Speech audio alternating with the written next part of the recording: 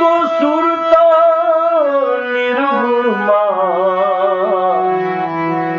સમાય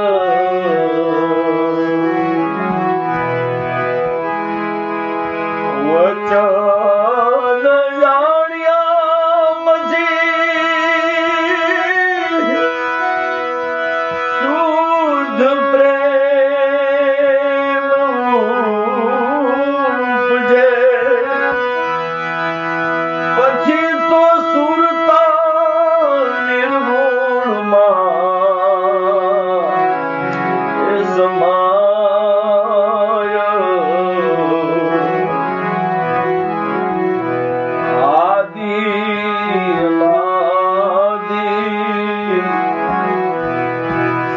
વચન છે પરિપૂર્ણ પાલવાઈ વચનથી અધિક નથી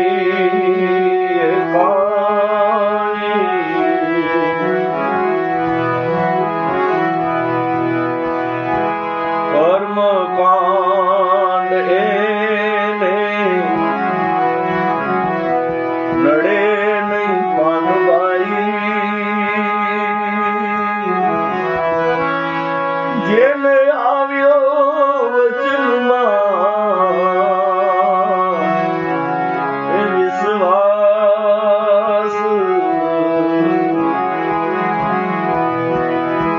એ કર્મ કાંડ એને નડે નહીં પાનવાઈ જેને આવ્યો વચનમાં એ વિશ્વાસ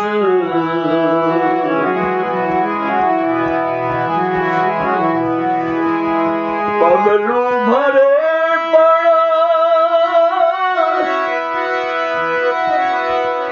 વચન તપાસે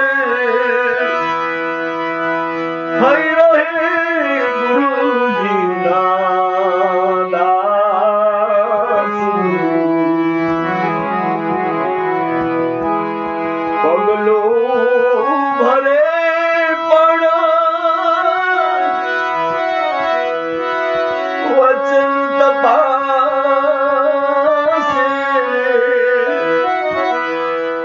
થઈ રહે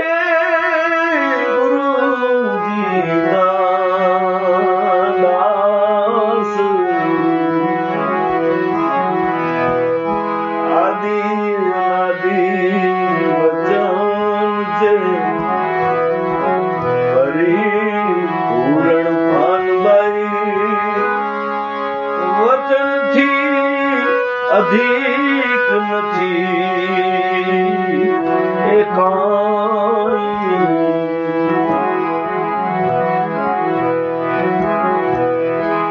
જનક વિદેહી ભૂલી ગયા પાનબાઈ લીધો જેને પેગડે એ પાવો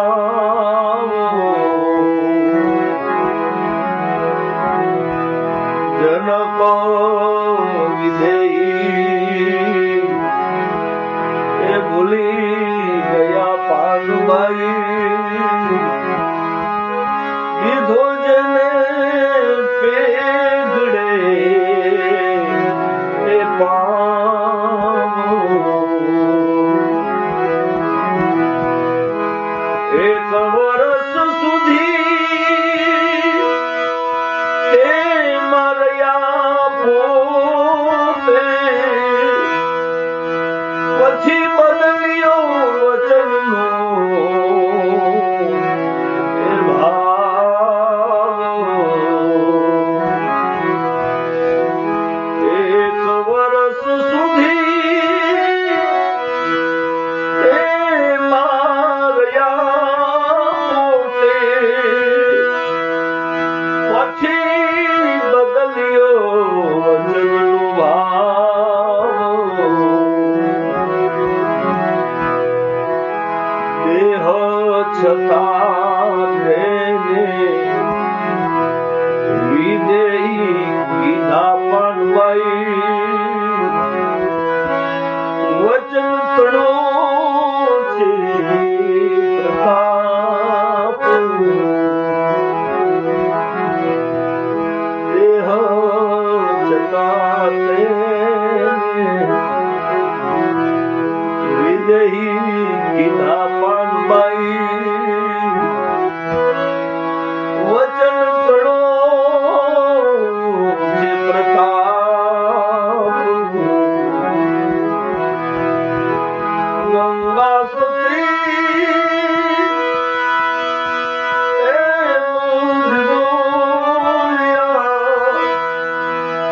જેને નહીં ત્રિવિધનો એ તાપ ગંગા સતી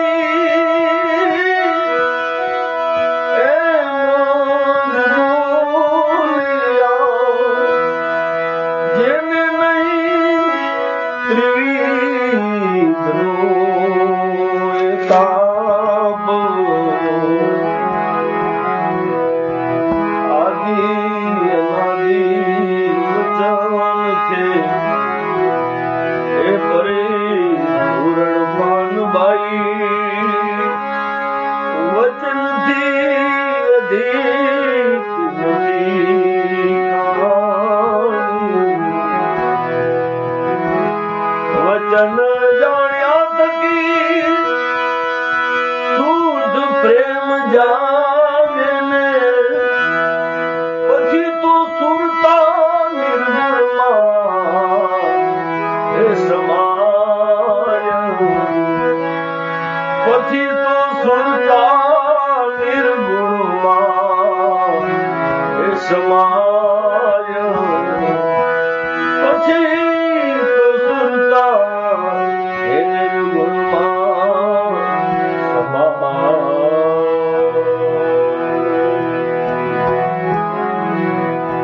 બોલે સદગુરુ ભગવાન પ્રિય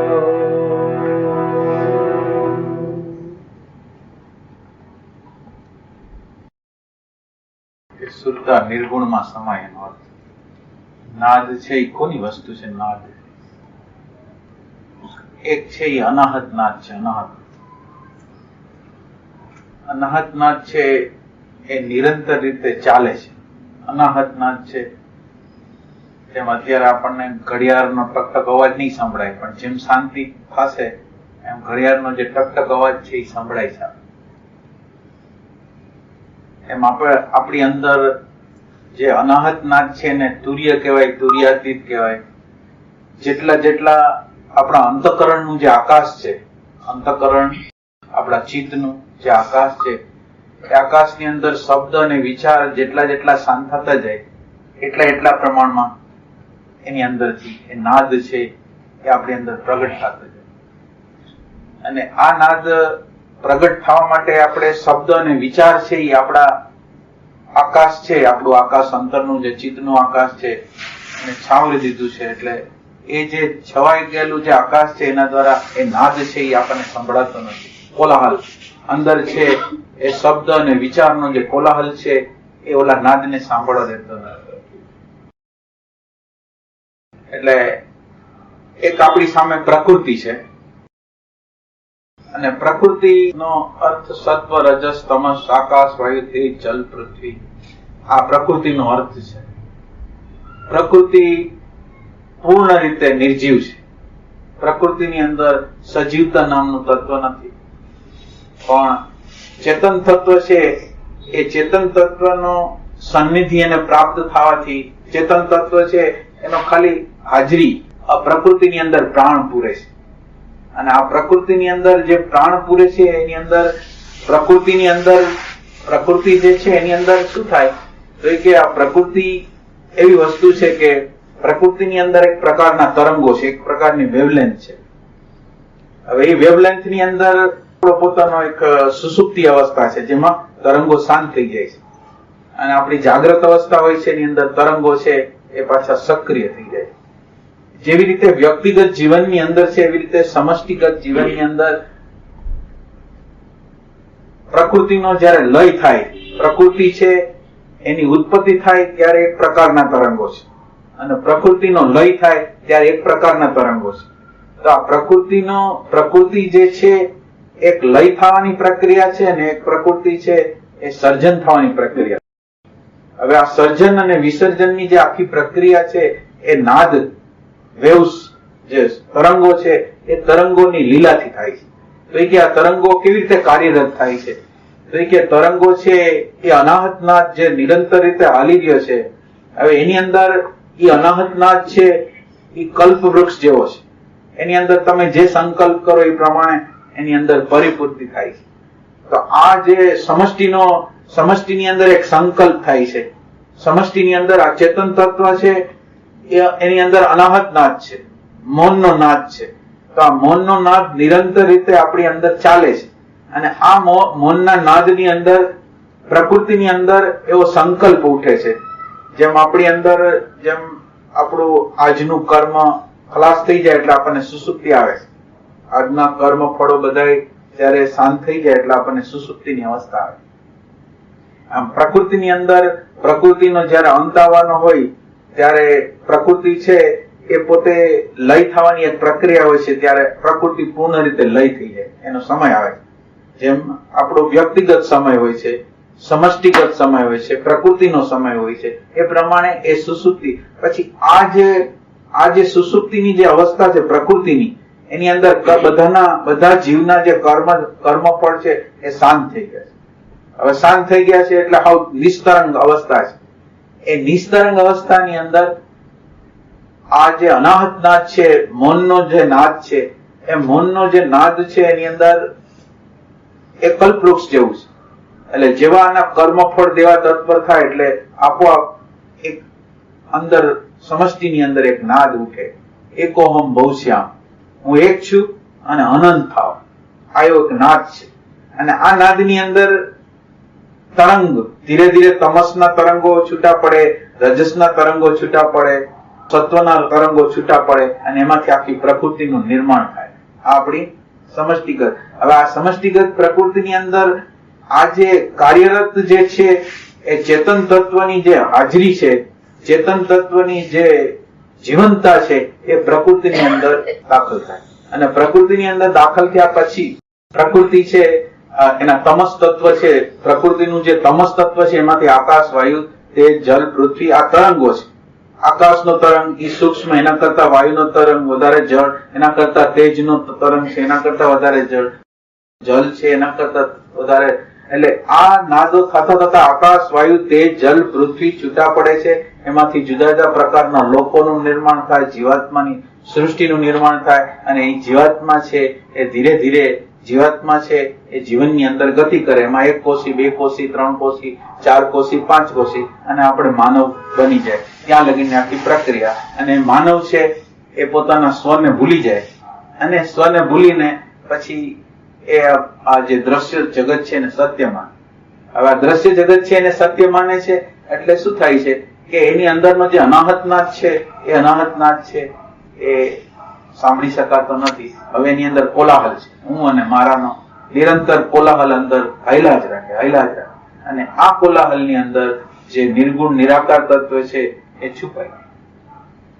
હવે આ નિર્ગુણ નિરાકાર તત્વ છે એ છુપાઈ ગયું છે.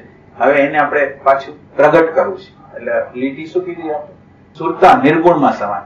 હવે સુરતાને નિર્ગુણમાં આપણે સમાવી હોય તો આ દ્રશ્ય જગતમાંથી આપણે ઉપરામ થાય. દ્રશ્ય જગત છે એમાંથી આપણે ઉપરામ થઈ હકી, શબ્દ અને વિચારના જગતમાંથી આપણે ઉપરામ થઈ હકી તો આ નિર્ગુણની અંદર સમય. એટલે નિર્ગુણની અંદર જવા માટે કઈ પ્રયાસ નથી, પણ નિર્ગુણમાં જવા માટે સગુણ અથવા તો ક્રિયાત્મક જે વસ્તુ છે આપણી અંદર, વિચારો છે, ભાવો છે, વૃત્તિઓ છે, તો આ બધા જે તરંગોના રૂપમાં જે પ્રગટ થઈ રહ્યું છે એ તરંગોના રૂપમાં જે પ્રગટ થાય છે એની સાથેનું આપણું તાદાત્મ્ય છૂટી જાય.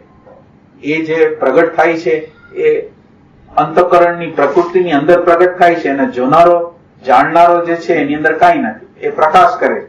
તો એ જે પ્રકાશ કરે છે એ રૂપની અંદર જેમ જેમ આપણે સ્થિર થતા જાય એમાં ક્રિયાત્મક જે પ્રકૃતિ છે એની સાથેનું આપણું તાદાત્મ્ય તૂટી જાય, અને ક્રિયાત્મક જે વસ્તુ છે એની અંદર આપણે તાદાત્મ્ય કરી છીએ એટલે ક્રોધ આવે છે, લોભ આવે છે, આગ્રહ આવે છે, માન્યતા આવે છે, ધારણાઓ આવે છે. પણ હવે એ પ્રકૃતિની સાથે ભળવાનું આપણે બંધ કરી દઈએ, પ્રકૃતિની સાથે આપણે જોડાય નહીં, તો પછી આ પ્રકૃતિ છે શાંત થતી જાય, પ્રકૃતિ છે એની રીતે વિરામને પામતી જાય, અને એના દ્વારા આપણી અંદર આનંદ, શાંતિ, પ્રેમ, પ્રજ્ઞા એનું પ્રાગટ્ય થાય. એટલે શબ્દ અને વિચાર જેટલા અંશમાં સમી જાય, શબ્દ અને વિચારની સાથે જેટલું આપણું તાદાત્મ્ય તૂટી જાય, અને આપણું હોવું છે કે આ દ્રષ્ટાની અંદર, હોવાપણાની અંદર, અનાહત નાદની અંદર જેમ જેમ આપણું આવતું જાય, એમ એમ પછી આ જે નિર્ગુણ નિરાકાર જે તત્વ છે એની અંદર આપણી સ્થિતિ થતી જાય. અંદર જે તરંગો છે એ ભૂત અને ભવિષ્ય છે. આપણી અંદર અત્યારે જે તરંગો છે એની ફ્રીક્વન્સી કેવી છે? તો કે ભૂત અને ભવિષ્યવાળી છે. એની અંદર કલ્પનાઓ છે, વિચારો છે, નકામા વિચારો છે.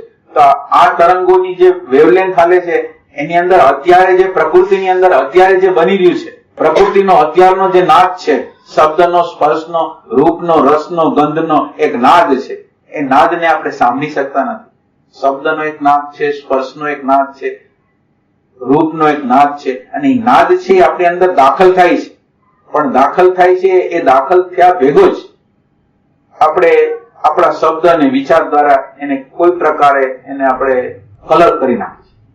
તો હવે આજે આપણે આ ભૂત અને ભવિષ્યની અંદર જે રહેવાની જે સાંકળ છે, વિચારોમાં રહેવાની જે સાંકળ છે, હવે એમાં જો આપણે જીવતા હોય તો આ જે નિર્ગુણમાં સ્થિતિ કરવી હોય, સુરતા જાય તો નિર્ગુણમાં સુરતા ન.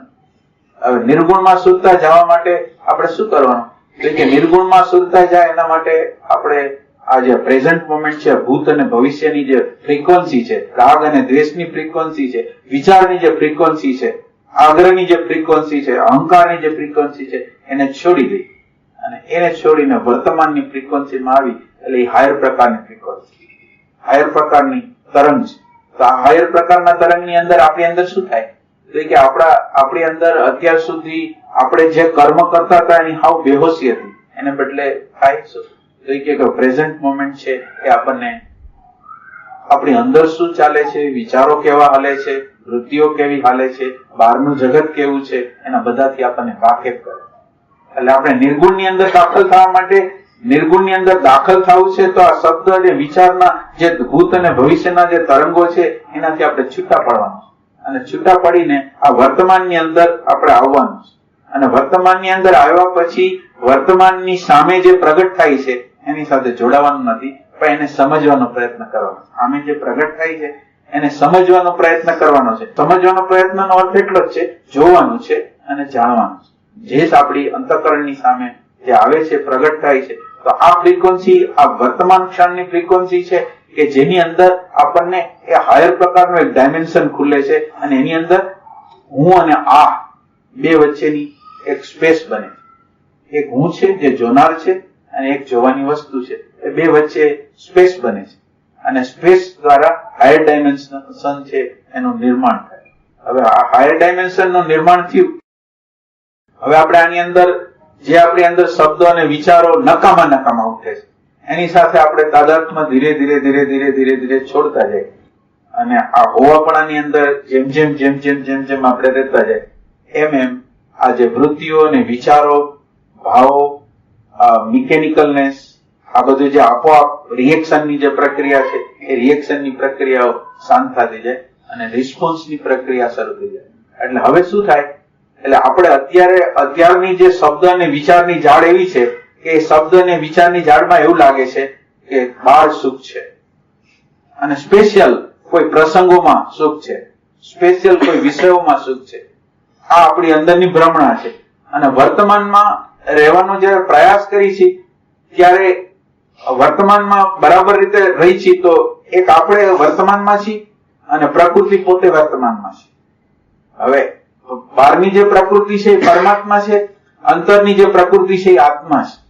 હવે આત્મા અને પરમાત્માની વચ્ચે શબ્દ અને વિચારની ઝાડ છે એ આત્મા અને પરમાત્માનું મિલન કરવા દેતું નથી, પણ આત્મા અને પરમાત્મા ઉપર કલર ચડાવવા જાય છે. આત્માને ઢાંકી દીધો છે અને પરમાત્મા સામે દેખાતો નથી, એટલે પોતા મુજબનું જગત જુએ છે. આ પોતા મુજબનું જગત જોવે છે તો હવે એ શું કરે છે? તો એ કે સામે પરમાત્મા છે, અંદર આત્મા છે, અહીંયા હોવાપણું છે, પ્રકૃતિની અંદર હોવાપણું છે, વચ્ચે શું છે? તો એ કે આ સ્મૃતિ છે એને બાયપાસ કરે છે. શબ્દને, સ્પર્શને, રૂપને અને એની અંદર એક કળા છે, એ કાર્ડ છે, જે જો ખરેખર વિચાર અને શબ્દ વચ્ચે ન આવે, વિચાર અને શબ્દ વગર એક વખત આપણે જોવાનો પ્રયાસ કરી જોઈએ તો શબ્દ કાનમાં, કોઈ પણ પ્રકારનો શબ્દ કાનમાં જશે, હવાનો કોઈ પણ સ્પર્શ થશે, ખળખળ કોઈ પાનનો અવાજ જે આવશે તો એ સાંભળવાની જે પ્રક્રિયા આપણે કરી છે એ સાંભળવાની પ્રક્રિયાની અંદર જ આનંદ આવશે. આનંદ માટે કઈ સ્પેશિયલ વસ્તુ આપણે કરવી નહીં પડે. એટલે હવે આપણે આ વર્તમાનની અંદર આ વર્તમાન આપણને શું શીખવે? તો કે વર્તમાન આપણને ડાયરેક્ટ રીતે સાંભળતા, જોતા, સ્પર્શ કરતા, રસ લેતા, ગંધ કરતા તો શું થાય છે? તો એ કે જેમાં પ્રકૃતિ અને પુરુષ જે કહેવાય ને, પ્રકૃતિ અને પુરુષ એ બેનો મિલન થવાની પ્રક્રિયા છે. જીવાત્મા અને પરમાત્મા કયો, પ્રકૃતિ અને પુરુષ કયો, તો એની અંદર એક રોમાન્સ શું છે? તો કે રોમાન્સની અંદર નિરંતર રીતે એ જો પ્રકૃતિ અને પુરુષ અથવા તો આત્મા અને પરમાત્મા, બહારની પ્રકૃતિ અત્યારે શબ્દ રૂપે, સ્પર્શ રૂપે, રસ રૂપે, ગંધ રૂપે આપણી અંદર અનુભવમાં આવે છે અને વચ્ચે સ્મૃતિનું માધ્યમ નથી હોતું તો અંદર આપોઆપ આનંદ આવે છે. સાંભળવા દ્વારા, હાલવા દ્વારા, ખાવા દ્વારા, ખાલી તમે પ્રેઝન્ટ મોમેન્ટમાં છો અને ખાલી એને ફીલ કરો છો. ખાલી ફીલ કરવાની પ્રક્રિયા છે. એ ફીલ કરવાની પ્રક્રિયા દ્વારા આપણને અંદરનો આનંદ આપોઆપ આવે છે. એના માટે કોઈ ઓબ્જેક્ટની જરૂર નથી, કોઈ વિષયની જરૂર નથી, પણ ડાયરેક્ટ રીતે આત્મતત્વ હોવાપણું એને જોવે એની જરૂરિયાત છે. અને આ હોવાપણું જેમ જેમ જોતું જાય છે ને એમ જોવાની કળા, સાંભળવાની કળા એટલી બધી આવે છે કે એને પછી સ્પેશિયલ પ્રક્રિયા સુખ માટેની કઈ કરવી પડતી નથી. ફક્ત જે પ્રેઝન્ટ મોમેન્ટ છે આત્માની અને આત્મા દ્વારા ડાયરેક્ટ રીતે ફીલ કરવાની જે પ્રક્રિયા છે એના દ્વારા નિરંતર રીતે એની અંદર આનંદ, શાંતિ, પ્રેમ, સૌંદર્ય, નિરંતર સૌંદર્ય આમ દેખાતું લાગે નહીં પણ આ જગ્યાએ આપણે રહીને જોવાની પ્રક્રિયા કરી તો ધીરે ધીરે આ આનંદ, શાંતિ, પ્રેમ તત્વ છે એ વધતું જાય. તો હવે આ જે નિર્ગુણ નિરાકારની અંદર આપણે પ્રવેશ કરવા માટે જે છે એ અવસ્થા શું છે? તો કે આ વર્તમાન ક્ષણ જે હાયર ડાયમેન્શનની જે પલ છે એ હાયર ડાયમેન્શનની પલમાં જેમ આપણે જીવતા જશું એમ આપોઆપ નિર્ગુણ નિરાકારની અંદર આપોઆપ આપણે સમતા જશું. હવે આ શબ્દ અને વિચાર નથી, શબ્દ અને વિચારનું માધ્યમ વચ્ચે નથી તો કોણ છે? તો કે આત્મા અને પરમાત્મા છે નું મિલન થાય છે અને આ છે નું જે મિલન છે એમાંથી પરમાત્માનું, આત્માનું અને આપણી અંદર આપણે કહી તો આપણી અંદર જે કહેવાય ને હાયર ઇમોશન નું નિર્માણ થાય છે આપણી અંદર. અત્યારે જે છે એ લોઅર પ્રકારનું ઇમોશન છે અને ડાયરેક્ટ રીતે જોવા દ્વારા હાયર ઇમોશન, સેન્સિટિવિટી, સંવેદનશીલતા એ ધીરે ધીરે આવતી જાય. અને પ્રત્યેક કર્મની અંદર હાલવા, ચાલવા, ખાવા, પીવા, કર્મ, કોઈ પણ રૂટીન કર્મ દ્વારા, હવે રૂટીન કર્મ આપણે કરી છીએ પણ એ રૂટીન કર્મની અંદર કોની પ્રેઝન્સ છે? તો એ કે આત્માની, પરમાત્માની પ્રેઝન્સ છે અને આ પ્રેઝન્સના પ્રકાશમાં કાંઈ પણ કરી છે તો આશ્ચર્ય છે, અહોભાવ છે, એક પ્રકારની સમજ છે, એક પ્રકારની પ્રજ્ઞાનું પ્રાગટ્ય છે એ નિરંતર થતું જાય. એટલે અંદર છે કોઈ અણુ પરમાણુ બનતા નથી, કોઈ પણ પ્રકારના અણુ પરમાણુના ગુણાકાર થતા નથી પણ અણુ પરમાણુ જે બનેલા છે, પ્રકૃતિના જે અણુ પરમાણુ છે એનું વિસર્જન થવાની પ્રક્રિયા થાય અને આ વિસર્જન થવાની જે પ્રક્રિયા છે એ આપણને નિર્ગુણ નિરાકારની અંદર આપોઆપ.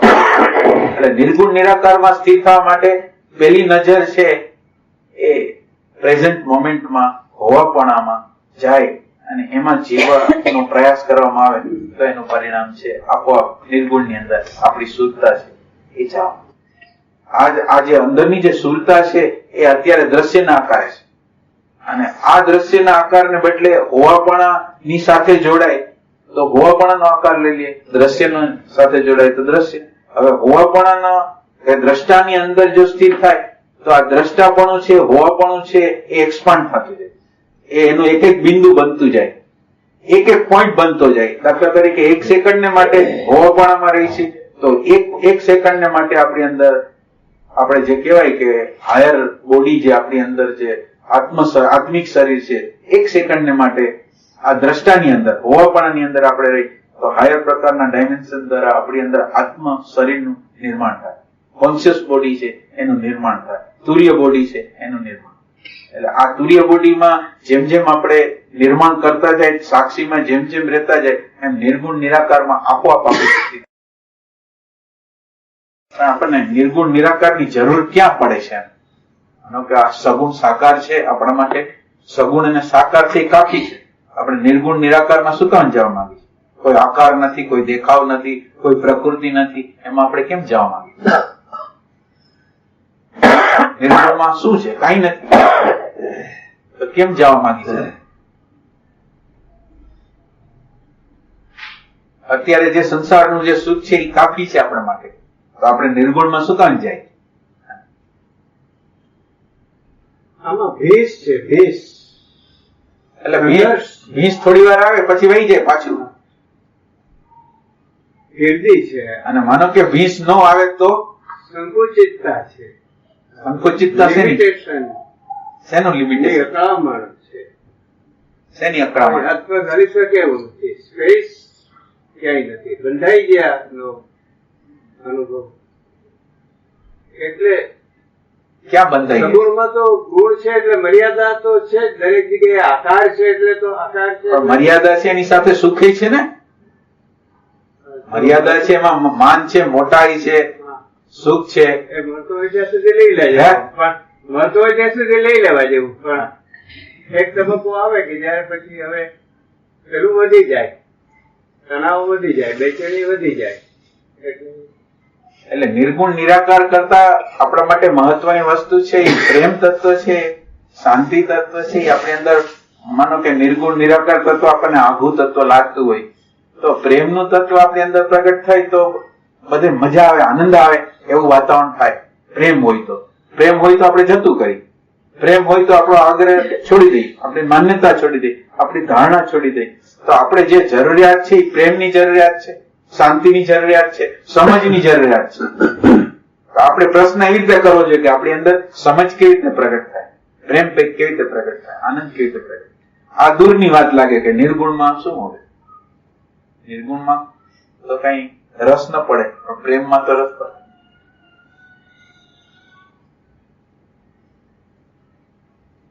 એટલે ખરેખર આમ નક્કર રીતે એવું લાગે છે કે આ પ્રકૃતિ અને પુરુષ જેવું છે ખરું.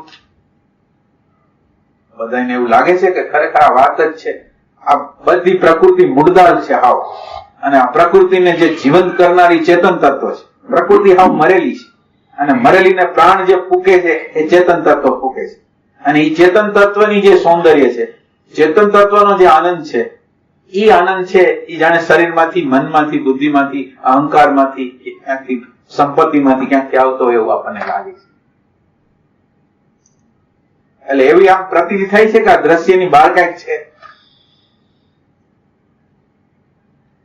આ શરીર કેવી રીતે હાલે, મન કેવી રીતે હાલે, બુદ્ધિ કેવી રીતે હાલે.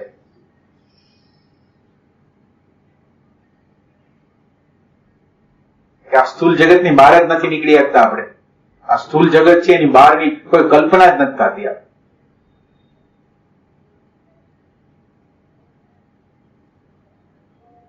આમ નક્કર રીતે કોઈને આમ ખ્યાલ આવે કે કઈ એવું છે તત્વ. આ પ્રકૃતિ આખી જળ છે, અને જળની અંદર આ ચેતન તત્વ, આનંદ કયો, પ્રેમ કયો, જે કયો, શાંતિ કયો, જે બધી ક્વોલિટી આ પ્રકૃતિની નથી. આ પ્રકૃતિની કઈક બહારની જ વસ્તુ છે એવું ખરું. એવું મનન, એવું કઈક વિચારણા.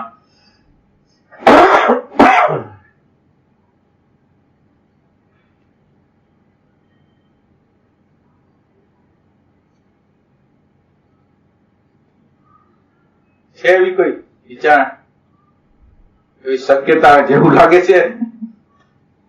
આદિ અનાદિ વચન છે પરિપૂર્ણ, આનાથી વિશેષ કાંઈ નહીં. પછી એમાં સાવધીઓ ઉપેક્ષા, બીજી બધી વસ્તુ દ્રશ્ય વસ્તુની ઉપેક્ષા થઈ જાય. હા, એટલે એ દોષ લાગે.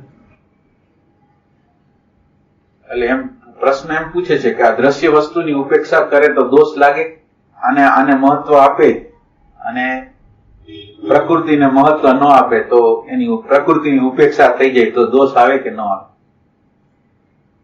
એટલે પ્રકૃતિની આપણે ઉપેક્ષા શબ્દ શું કહે છે? ઉપેક્ષા આમ ઇન્ડિફરન્સ, ઇન્ડિફરન્સ એના પ્રત્યે બેદરકાર, ઉદાસીન. એટલે સ્ટાર્ટિંગ પોઈન્ટ આની અંદર એવું થાય છે કે આ સાધનાની શરૂઆત માણસ કરે એટલે પ્રકૃતિ કઈક અલગ હોય ને પરમાત્મા કઈક અલગ હોય ને એવા ભાવથી શરૂઆત કરે, અને પ્રકૃતિની બધી વસ્તુ છે એનો અનાદર અંદરથી કરે. આ શરૂઆતનું જે સ્ટેજ છે એની અંદર પ્રકૃતિ હોય ને એ જાણે કે બહુ ખરાબ હોય, ભયંકર હોય એવા પ્રકારનો અંતરનો ભાવ હોય. એટલે પ્રકૃતિ તો પરમાત્માની જ છે ને, પરમાત્મામય જ છે, એટલે પ્રકૃતિ ખરાબ નથી. પણ શરૂઆતની જે સ્ટેજ છે એની અંદર એવું લાગે કે પ્રકૃતિ છે એ બહુ આપણને, પ્રકૃતિ જ એવું કરે છે કે એ આપણને પરમાત્માની અંદર જવા નથી દેતું, અને આ પ્રકૃતિથી આપણે આઘું હોઈ જવું જોઈએ એવું આપણને લાગતું હોય છે. પણ અહીં આપણી ભ્રમણા છે. પ્રકૃતિ બિચારી ક્યાંય ફસાવતી નથી, પ્રકૃતિ આપણને કંઈ કરતી નથી. પ્રકૃતિનું કોઈ પણ તત્વ છે એ નિરંતર રીતે આપણને હેલ્પ કરવા માટે છે. પ્રકૃતિ છે એ નિરંતર રીતે આપણને આપણા રાગમાંથી, આપણા દેશમાંથી, આપણા લોભમાંથી બહાર કાઢવા માટે. આપણે કોઈ સંબંધોમાં માનો કે ચીટકી ગયા છે તો સંબંધોમાંથી એવો ફટકો મારે, પૈસામાં ક્યાંક ચીટકી ગયા છે, અહંકારમાં કોઈક જગ્યાએ, તો એ એવો ફટકો મારે કે આપણે જમીન ઉપર ઉભા ન રહી શકી એવું કરી શકે. તો હવે આ પ્રકૃતિ છે જે ખોટી વસ્તુને પકડેલી હતી એને છોડાવે છે, એની અંદર આપણને તાપ લગાડે છે, તો એ પ્રકૃતિ ખરાબ છે? આ પ્રકૃતિ ખરાબ છે? પ્રકૃતિ ખાલી એટલું બતાવે છે કે દાખલા તરીકે ઠંડુ હોય તો ઠંડુ લાગે, ગરમ હોય તો ગરમ લાગે, એ સેન્સેશન આપણને આપે છે. તો ગરમ હોય તો આપણે હાથ લઈ લઈએ, આપણો બાયોલોજીકલ બચાવ કરી લઈએ. તો આવી રીતે આ પ્રકૃતિ સાયકોલોજીકલ સ્તર ઉપર આપણને એનો તાપ બતાવે છે, ગુલામી બતાવે છે, પરાધીનતા બતાવે છે, લાચારી બતાવે છે. તો આ પ્રકૃતિ ખરાબ ક્યાં છે? અને ઉપેક્ષા કરવા જેવી કેમ છે? એ તો ડાયરેક્ટ રીતે આપણા અંદરના પ્રેમથી જોવા જેવી છે. આ પ્રકૃતિ છે એ આપણા હૃદયના પ્રેમથી પ્રકૃતિને જોવાની છે. પ્રકૃતિ દુશ્મન નથી, પ્રકૃતિ ક્યારેય કરતા ક્યારેય દુશ્મન નથી, પણ એ પ્રકૃતિ છે એ આપણને કઈક સંદેશ આપે છે. પ્રકૃતિ એમ કે છે તમે અહીં હાથ નાખો તો એવી હાથ નાખેલો હતો એમાં તમે કેવા દાઈ જાય. તો હવે દાજવાની પ્રક્રિયા તમારે ન કરવી હોય. માનો કે એક વ્યક્તિ છે, લાગણી વાળી વ્યક્તિ છે, માનો કે લાગણી વાળી વ્યક્તિ છે. હવે લાગણી વાળી વ્યક્તિ છે એ કોઈ બાર ગામથી કે આપણે કોઈ દૂરગામથી આવ્યું છે ને આપણે ત્યાં આવવા માંગે છે, અને ઇમોશનલ વ્યક્તિ હોય તો કે આવી જાઓ તમે અમારી ઘરે, એટલે એ પોતાની ઘરે રાખી દે. પછી એની હારે થોડો સમય 3-4 મહિના તમે એને ટેમ્પરરી તમે એને રાખેલા છે, તો ટેમ્પરરી રાખેલા છે તો તમે 3-4 મહિનાની સાથે રહ્યો એટલે એના અંદરના નેગેટિવિટીઓના અસરો આપણને કરવાની, કઈ ને કઈ પ્રકારે કઈક એનો નેગેટિવ પોઈન્ટ કરવાનો. એટલે ત્યાં મેં હાથ નાખ્યો, હું ભાવુક છું અને ભાવુક દ્વારા મેં એને હેલ્પ કરવા માટે પ્રયત્ન કર્યો. એ જે મેં હેલ્પ કરવાનો પ્રયત્ન કર્યો એની નજીકતા આવી, એની અંદર તો નેગેટિવિટી હતી, માનવ છે એની અંદર. તો એને મને જે છેલ્લે રિસ્પોન્સ કર્યો એ શું થયો કે એને મારી હારે કઈક સંબંધ બગાડ્યો, કઈક વ્યવહાર બગાડ્યો, અને મારું અંતઃકરણ ખરાબ થયું. અને મારું અંતઃકરણ છે એના માટે નેગેટિવ થોટ કરવા માંડ્યું. હવે શરૂઆત જે મેં કરી હતી સારા ભાવે કરી હતી, એને હેલ્પ કરવા માટેની ભાવનાથી કરી હતી, અને પરિણામ એમ આવ્યું કે છેલ્લે હું નેગેટિવિટીમાં આવી ગયો. આ એક વખત થયું. પછી બીજી વખત પાછું હું ભૂલી ગયો. મેં મદદ કરી હતી, મદદ કેટલી કરાય, કેટલું ડિસ્ટન્સ રખાય, એને આવશ્યકતા હોય તો જ દેવાય, એવું બધું અંદરનો વિવેક ન હોય. તો એક વખતની ઘટના, બીજી વખતની ઘટના, ત્રીજા વખતની ઘટના, દરેક વખતે પરિણામ. તો હવે મારે શું કરવું જોઈએ? માનો કે આ વખતે હવે મારે શું કરવું જોઈએ? 4 વખત, 10 વખત, 100 વખત મને આ ભાઈનો કોઈ વ્યક્તિને હું આમંત્રણ આપું, એને રાખું સરસ રીતે, છેલ્લે એ લોકો નેગેટિવિટી આપણે કરી સંબંધ બગાડીને રહે છે, તો આપણે શું કરવું?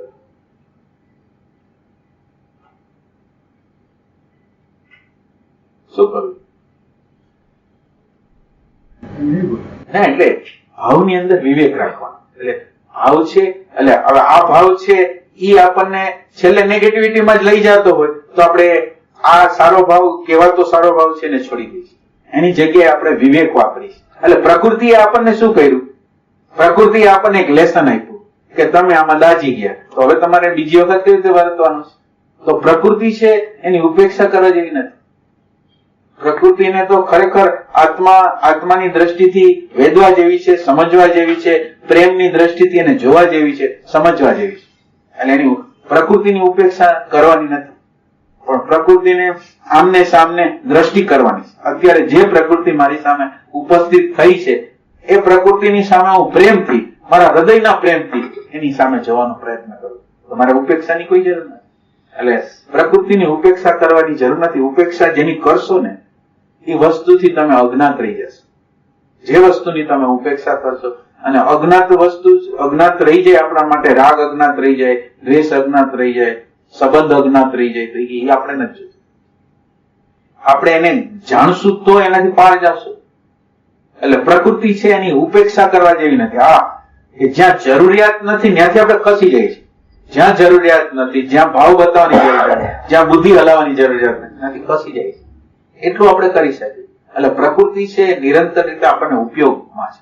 પ્રકૃતિ કોઈ કરતા કોઈ બંધન પેદા કરતું નથી. પ્રકૃતિને રિયલ સેન્સમાં કોઈ જોશે તો પ્રકૃતિ છે કે પળ ખોલતી જશે, અને પળ ખોલીને આપણને મુક્ત કરવાની શક્યતા એ આપશે, ખાલી પ્રકૃતિને સાંભળવા દ્વારા, પ્રકૃતિને જોવા દ્વારા. હું એક સંબંધમાં હોઉં છું, એક સંબંધ બગડી જાય છે તો હું બીજા જોડું છું, બીજા સંબંધ બગડી જાય છે તો ત્રીજા જોડું છું. પણ મારા મનની અંદર એવું ખાતું નથી કે આ સંબંધોની અંદર જે માણસ સંબંધોમાં જે જીવે છે એ લોઅર પ્રકારમાં હુંની અંદર જીવે છે. તો હુંની અંદર જો જીવવામાં આવે તો આ સંબંધની અંદર તો ત્રાસ જ થવાનો. અંદરનું નેગેટિવ વસ્તુ જ બાદ છેલ્લે શરૂઆતની જે સ્ટેજ હોય ને એની અંદર આપણા સારી વાત હોય ને એ આપણે બીજા વ્યક્તિ આપણે જો ઘરના બરાબર નહીં હોય પણ બહારના લોકો બહુ વ્યવસ્થિત હોય છે. એટલે આપણે બહારના વ્યક્તિ સાથે વ્યવસ્થિત હોય છે, એના દ્વારા આપણી ઇમેજ છે. હવે જેમ જેમ બહારનો વ્યક્તિ નજીકનો થતો જાય ને એમ ઘરના વ્યક્તિ જેમ વર્તી છે ને એમ છેલ્લે એ જગ્યાએ આવી જવાના છે. તો એ જગ્યાએ આપણે ન પહોંચ્યું હોય તો વચ્ચે ડિસ્ટન્સ રાખો. કોઈ પણ વસ્તુ વચ્ચે તમે જેટલું ડિસ્ટન્સ રાખી શકો ને, રિલેશનશિપ છે એ બેસ્ટ. કોઈ પણ રિલેશનશિપ છે આ પ્રકૃતિની સાથે આપણે ડિસ્ટન્સ કરીને તો પ્રકૃતિ આપણને કઈ ને કઈ આપી જાય છે. એટલે આની અંદર એટલું જ આપણે શીખવાનું છે કે ડિસ્ટન્સ છે ને એ શીખવાનું છે કે ડિસ્ટન્સ કેટલું રાખવાનું.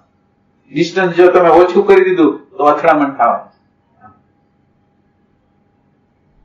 આપણને જીવનમાં જુદા જુદા અનુભવ થતા છે ને, આપણને રિલેશનશિપમાં જુદા જુદી જગ્યાએ આ બધા એક્સપિરિયન્સો થતા હશે ને. બહુ ભાવમાં રહેતા હોય તો તમને એક્સપિરિયન્સ થાય, બહુ અહંકારમાં રહેતા હોય તો એક્સપિરિયન્સ થાય, બહુ બુદ્ધિ હલાવતા હોય તો એનો એક્સપિરિયન્સ થાય. બધાને જુદા જુદા પ્રકારના અથડામણોમાં પડવું પડે. બહુ બુદ્ધિ હલાવે તો એને તાલમેલ હૃદય સાથે ન થાય, તો એને હંમેશા કોન્ફ્લિક્ટમાં જીવવું પડે. બહુ હૃદય વાળો ભાવુક થઈ જાય તો એને છેલ્લે નેગેટિવિટીમાં વર્તવું પડે. અને અહંકારમાં હોય તો અહંકારનો સંબંધ તો બહુ ટેમ્પરરી કહેવાય. જ્યાં અહંકારને ચોટ લાગશે એટલે એ રિલેશનશિપ ગયું. આપણો ભાવ શુદ્ધ હોય તો સામેવાળામાં નેગેટિવ હોય તો કંઈ પોઝિટિવ ન થઈ જાય. આપણે આ કોઈને આપણે બોલાવ્યા છે અને એ માની લો કે ભાઈ નેગેટિવ લઈને આવ્યો છે, આપણી કાંઈ અપેક્ષા ન હોય, માનવતા ના થાય કે શુદ્ધ પ્રેમની નાતે આપણે સાચવીએ તો એની નેગેટિવ છે એ પોઝિટિવમાં ન થઈ શકે. એટલે આપણી અંદર શુદ્ધ ભાવ પ્રગટ કરવાનો છે નહીં. એટલે બે જણા નેગેટિવ હામામાં ભેગા થાય તો શું? આપણી અંદર પ્રેમ નથી અને ઓની અંદર પ્રેમ નથી. આ તો ખાલી લાગણી છે. આપણે તો યાંત્રિક વ્યક્તિ છે. મને કોક એની અંદર ઇમોશન સેન્ટર નો વિકાસ થઈ ગયો છે, પણ એ તો મિકેનિકલ થઈ ગયો છે, કોન્શિયસ નથી થયો. ઇમોશન સેન્ટર નો વિકાસ થયો. બે જણા નેગેટિવ વ્યક્તિ બેઠા હુંના સેન્ટરમાં બેઠેલા છે. આપણે હું વગરના તો નથી, તો હું વગરના નથી તો નેગેટિવિટી નહીં હોય. અહંકારને કઈ ચોટ થશે તો આપણને કોઈ પ્રોબ્લેમ નહીં થાય. તો હવે પ્રોબ્લેમ થવાનો તો આપણી અંદર શુદ્ધ ભાવ ક્યાં હોવાનો? શુદ્ધ ભાવ નથી, ત્યાંથી આપણે સ્ટાર્ટ કરીએ કે આપણી અંદર શુદ્ધ પ્રેમ નથી. હમણાં કઈક અહંકારને ચોટ કરશે તો આપણે બધા રિલેશનશિપ જવાના છે, બધું તૂટી જવાનું. આવ નજીકનો માણસ આપણો દુશ્મન બની જવાનો છે. આપણા જીવનનો અનુભવ. તો હવે આપણી અંદર નેગેટિવિટી પડેલી છે, એની અંદર નેગેટિવિટી પડેલી છે. અત્યારે જે ભાવ છે એ અંધારાનો ભાવ છે, અંધારામાં પ્રગટ થતો ભાવ છે. અને અંધારામાં પ્રગટ થતો ભાવ છે એ અંધારામાં અથડામણ કરાવશે. એટલે આપણે જે જોઈશી પ્રકાશ જોઈશે. કેટલો વ્યવહાર કરો, કેટલો ભાવ કરો, કેટલી મદદ કરવી, કેટલી ન કરવી, કેટલીક વખત કડક થઈ જાવ, કેટલીક વખત એને દુઃખ આપતા હોય એવા પણ બની જાવ, એ પણ એના હિત માટે હોય છે, એના કલ્યાણ માટે. અને ખરેખર એવું બને છે કે તમે દયાના ભાવથી, શરમના ભાવથી, ઇમેજના ભાવથી તમે કરો તો એનું પરિણામ તો બહુ ખરાબ આવે. સારો વ્યવહાર કરતા હોય છતાં પરિણામ બહુ ખરાબ. એને બગાડવામાં આપણે હેલ્પ કરી, જે વ્યક્તિ છે એને બગાડવામાં હેલ્પ કરી. એટલે શુદ્ધ ભાવ છે આપણે અંદર પ્રગટ કરવાનો છે નહીં. એટલે શુદ્ધ ભાવ નથી એટલે એ નથી એટલે અથડામણ થવાની, અને અથડામણ થવાની એટલે એ બતાવે છે કે આપણા મનની અંદર વિવેકની ક્યાંક કચાશ છે. ભાવને કેટલો યુઝ કરવો, વિચારનો, બુદ્ધિનો કેટલો યુઝ કરવો, વ્યક્તિત્વનો કેટલો યુઝ કરવો, એ આપણને પોતાને ખ્યાલ નથી. અને આ વિવેક ન હોય એટલે જીવન છે એ નિરંતર રીતે અથડામણ છે. જ્યાં જુઓ ત્યાં અથડામણ. રિલેશનશીપ તો બાંધી દઈ છે ગમે તેની સાથે, મન, બુદ્ધિ, ચિત્ત, અહંકાર, બહારના લોકો સાથે, બધા આગ્રહો સાથે, માન્યતાઓ સાથે રિલેશનશીપ કરી દઈશ. પણ એ રિલેશનશીપ આપણને કેટલા સંઘર્ષો આપે છે.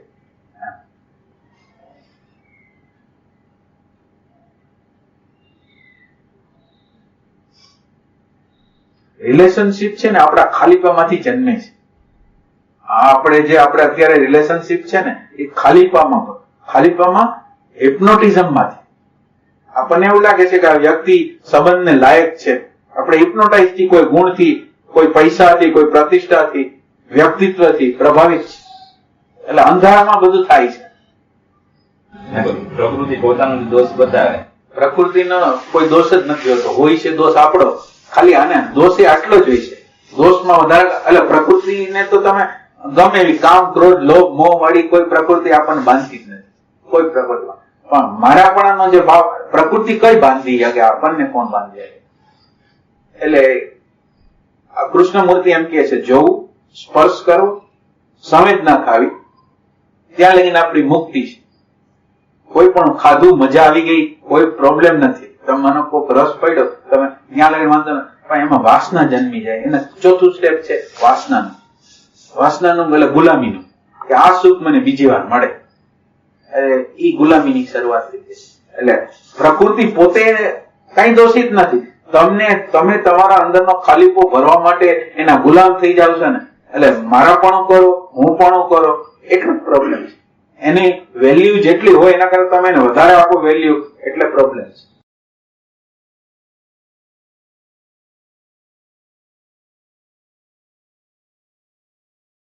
ખરેખર કોઈને શાંતિ જોતી હોય, ખરેખર કોઈને ખરેખર પ્રેમ પ્રગટ કરવો હોય, કોઈને સાચી વાત કરો.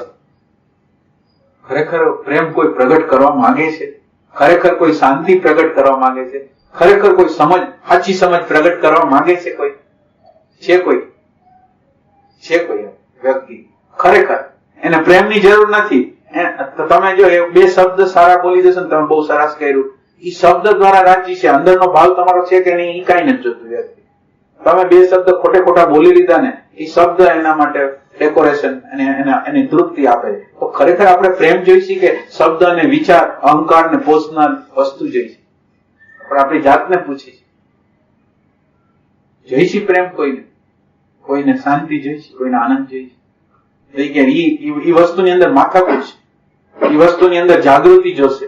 એની અંદર તમારે એટલી બધી સજાગતા જોશે, પ્રેમ જોશે. તો એ આપણા માટે તૈયાર. એટલે આપણી અંદરના ભયો, આપણી અંદરના ક્રોધો, આપણી અંદરના લોભો, મને ગમે એટલો ભય સતાવતો હોય કાઢવા તૈયાર નથી. ગમે એટલો રાગ હોય કાઢવા તૈયાર નથી. ગમે એટલી ઘૃણા હોય કાઢવા તૈયાર નથી. તો આ બધી વસ્તુ આપણને બતાવે છે શું? કે આપણી અંદર પ્રેમ તત્વ નથી. આપણે ગમે એટલું આધ્યાત્મની વાત કરતા હોય, પણ ખરેખર આપણી અંદર પ્રેમ પ્રગટાવવાની ઝંખના છે કે અહંકારને પોષવાની પ્રવૃત્તિ જોઈ છે? એટેન્શન આપણે જોઈશી, ખાલી એટેન્શન આપણે જોઈશી કે આપણે એટેન્શન આપવું છે? કઈ વસ્તુ કરી છે? રાગને જયારે હટાવવા જાય ત્યારે એમ થાય કે આ મારી માતા છે, આ મારા પિતા છે. ત્યારે માતા પિતા વૃદ્ધ થાય ત્યારે એ જ રાગ વાળો દ્વેષમાં કન્વર્ટ થઈ જાય. હવે આ જયારે સેવા કરવાનો વારો આવે, સેવા કરવાનો સમય થાય ત્યારે એ રાગ દ્વેષમાં કન્વર્ટ થઈ જાય કે ભાઈ થાય તો સારું. એટલે સેલ્ફ સેન્ટર જ્યાં લગીન હોય, સેલ્ફ સેન્ટર હોય, કુદરતની ઇન્ટેલિજન્સ છે એની સમજ ન હોય, કુદરતની પ્રજ્ઞાની જરૂર, બીજું આપણા અંતરના વિકાસ માટેની જરૂરિયાત છે એની ખબર ન હોય. માનો કે આપણે કોઈની સેવા કરવા દ્વારા આપણને ઓપોર્ચ્યુનિટી છે કે આપણા તન મન અને ધન બધું છોડી, આપણું સેલ્ફ સેન્ટર છોડીને કોઈની સેવા કરવાનો મોકો મળે છે, તો આ મોકા દ્વારા આપણા હૃદયનો વિકાસ થવાનો છે. આપણે સ્થૂલ વસ્તુ પેલા છોડશું તો પછી આપ સૂક્ષ્મ અહંકાર છોડશું, પણ સ્થૂલ વસ્તુ જ છૂટતી ન હોય તો સૂક્ષ્મ કેમ છૂટે?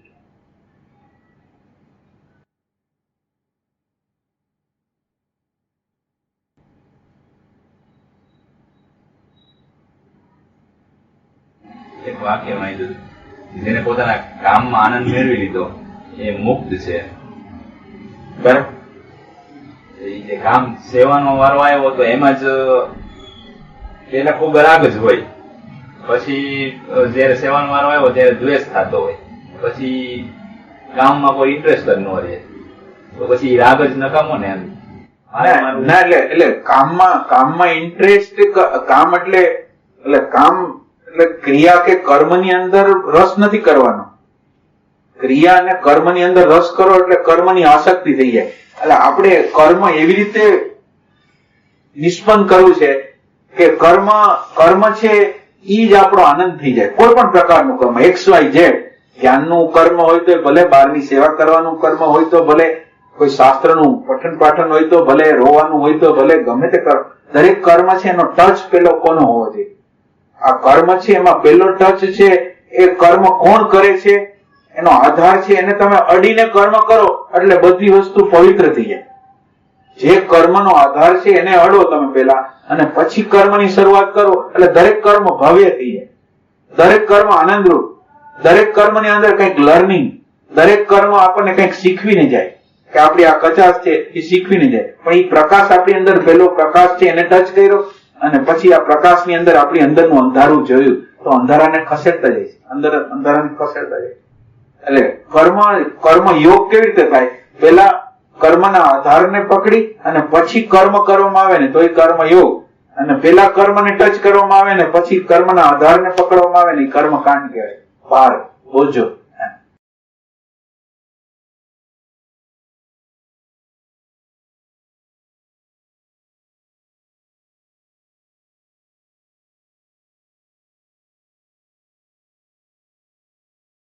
જીવનની અંદર કમ્પ્લેન કોને નથી? કમ્પ્લેન ન હોય વ્યક્તિ છે કોઈ? કમ્પ્લેન કાંઈ હોય જ નહીં, ફરિયાદ નથી.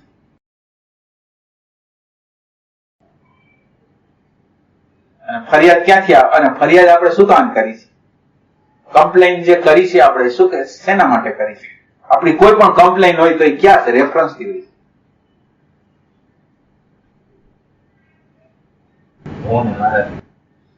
હું એના મૂળમાં હું ને બરાબર એટેન્શન નથી આપવાનું, એના મૂળમાં હું છે. એટલે હવે આ કમ્પ્લેન છે એનો અંત નથી.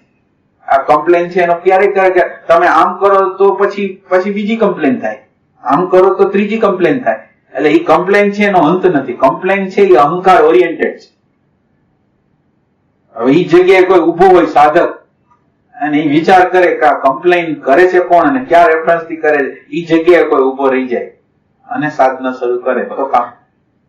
એવું કોણ છે કે જેને કમ્પ્લેન આવે અને ખ્યાલ આવી જાય કે ભૂલ મારી છે? એવું કોને ખબર પડે? એટલે આ બધી આત્માની અંદર સુરતા કરવાની એના બદલે આટલું કરી લઈને આપણે તો ઘણું થઈ જાય. નિર્ગુણ નિરાકારની અંદર શુદ્ધતા આવી રીતે થશે. નિર્ગુણમાં જવું છે ને તો આપણે આપણી જાતને, એટલે નિર્ગુણમાં જવા માટે અત્યારે આ ગુણમાં ઉભા છે. મને કોઈ મારી યારે, હું ગુણમાં છું એટલે કોઈ મારી યારે ખરાબ વ્યવહાર કર્યો, હું ગુણમાં છું એટલે મને રિએક્શન આવ્યું, એટલે આ ગુણ થયો. હવે આ ગુણની અંદરથી ગુણાતીતમાં જવું છે તો હવે હું છે એ ઓલો જે વ્યક્તિએ કર્યો એના સામે નથી જતો, પણ મારી પ્રકૃતિની અંદર આ પ્રોબ્લેમ કેવી રીતે થયો તો નિર્ગુણ નિરાકારની અંદર આવી જાવ. કોઈ ઉભા રહીએ છે ને કે આ વ્યક્તિ મને ઇન્સર્ટ કર્યું, ઓલું કર્યું, એની પાછળ ખરેખર છે શું? એની પાછળ પરમાત્માની પ્રજ્ઞા કઈ છે અને આ કઈ જગ્યાએ પ્રોબ્લેમ ક્યાં સર્જાણો છે? તો એ કે આપણા અંદરના અહંકારને પ્રોબ્લેમ થયો છે. તો હવે આ અહંકારના પ્રોબ્લેમને મૂળથી કાઢવો છે કે બહારના વ્યક્તિને હટાવતા જવા છે કે તું ન જો, તું મારી જોડે બરાબર વ્યવહાર ન કરો, તું ખસી જા, બીજો વ્યક્તિ ખસી જાય, તો એનો અંત આવે ખરો? એટલે નિર્ગુણ નિરાકારની અંદર જવા માટે આ વસ્તુ છે કે રિએક્શન, જે રિએક્શન કરે છે ને એને ચેલેન્જ જો કોઈ કરે ને તો એ નિર્ગુણ નિરાકારની અંદર વહી જાય. પોતાને ચેલેન્જ કોઈ કરે કે એ વ્યક્તિએ વ્યવહાર કર્યો એની પાછળ તમે ખાલી તમે તમારી સમગ્ર ઉર્જા આપી દો કે આના વ્યવહાર પાછળ શું કારણ, અને મને આની અંદર ગુસ્સો આવે છે એનું કારણ શું? વ્યવહાર એને ગુસ્સો કર્યો એના કારણમાં આપણે આવી અને મૂળ કારણમાં આપણે આવી, બધા કારણમાં આપણે જ. અને આપણે નિરંતર રીતે હંમેશા એમ કહી રાખીએ છીએ કે આ બરાબર નથી, આ બરાબર નથી, બીજા લોકો બરાબર નથી. હવે ખબર નથી પડતી કે આ બીજા લોકોને બરાબર કરવા માટે આપણા અંદર બરાબર થઈ જાય તો બધું બરાબર.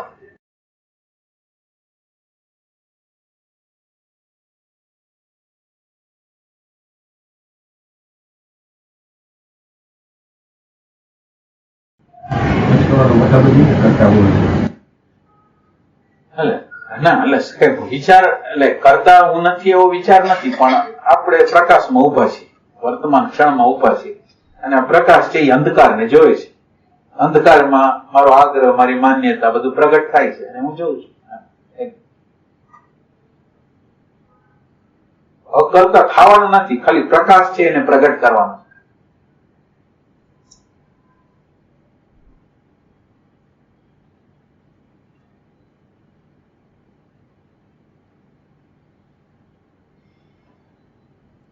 શબ્દ અંદર જાય છે કે નથી જતો? કઈ અંદર જાય છે, અંદર સંશોધન કરવાની તત્પર થાય છે ખરા? જેમ જેમ હાલે છે પછી ઘરે જઈને પાછી કમ્પ્લેન શરૂ થશે પાછી. એક જૈન મુનિનું વાક્ય હતું કે જે ફરિયાદી હોય છે એ પરમાત્માની યાદીમાં નથી હોતા. મારા માટે જ છે ઈ, એટલે મારા માટે જ છે ઈ વાંચે. કારણ કે જનરલ વાક્યો આપણને બીજા માટે લાગતા હોય, બીજે વ્યક્તિ આપણા આંખામે હોય પેલા, આ વ્યક્તિ બરાબર નથી, એટલે કોઈ પણ વાક્ય આપણી સામે આવે એટલે ઓલું વ્યક્તિ દેખાય, આપણે ન દેખાય.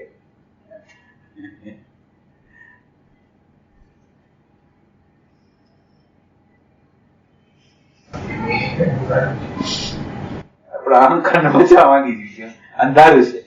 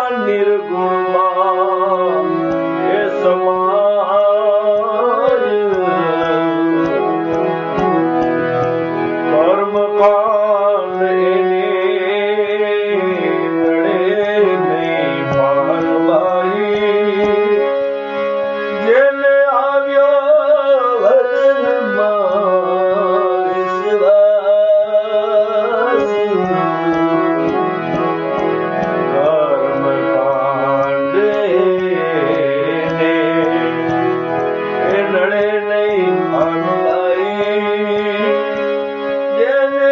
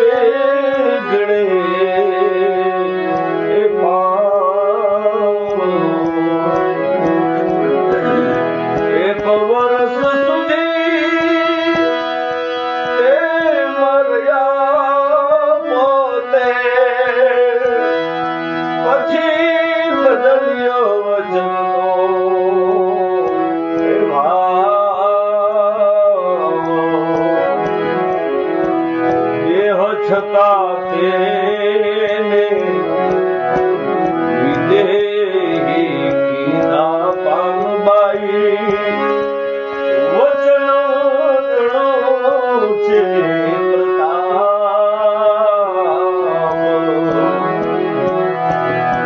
દેહ છતાં તેને વિદેહી કીધા પાનબાઈ એ વચન તણો છે પ્રતાપ ગંગા સતી પ્રેમ બોલ્યા જેને નડે નહીં પ્રીતનો એ તાપ આદિ